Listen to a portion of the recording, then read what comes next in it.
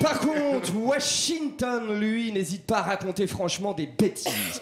Effectivement, après l'entrevue que M. Bill Clinton a eue avec le secrétaire général des Nations Unies, M. Boutros-Ghali, eh bien Bill Clinton a réassuré M. Boutros-Ghali d'un plus grand soutien pour mettre sur pied leur mission de 5500 hommes dont le Conseil de sécurité a récemment décidé l'envoi au Rwanda. Donc, les États-Unis ont décidé de renouveler leur engagement pour aider la mission des Nations Unies et sur le plan logistique, ils ont même décidé de mettre à disposition de cette mission 550 transports de troupes blindées.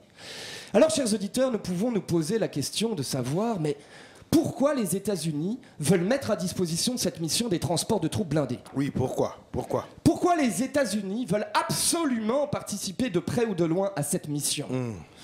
Eh bien, les États-Unis, qui en vérité soutiennent entièrement le FPR, qui soutiennent également l'Ouganda, veulent tout simplement contrôler la mission des Nations Unies. Oui, mais pourquoi Clinton ne demande pas carrément à Yoweri Museveni de devenir le président des États-Unis? Oui, absolument. En tout cas, nous nous posons la question.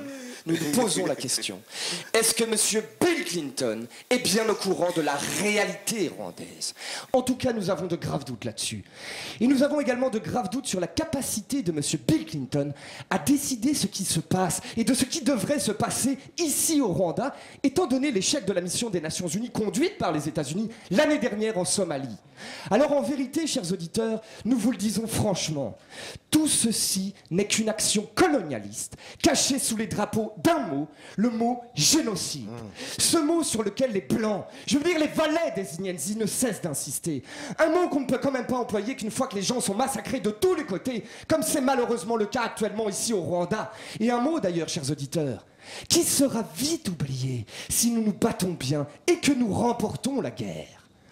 Alors, Monsieur Clinton, ce n'est pas comme ça qu'on fait la paix. Et pourtant, notre ministre de la Défense, Augustin Bizimana, l'a clairement expliqué aux journalistes de la CNN, en rappelant qu'en réalité, le Rwanda se battait contre l'Ouganda et que son président, Museveni, collaborait avec les Blancs.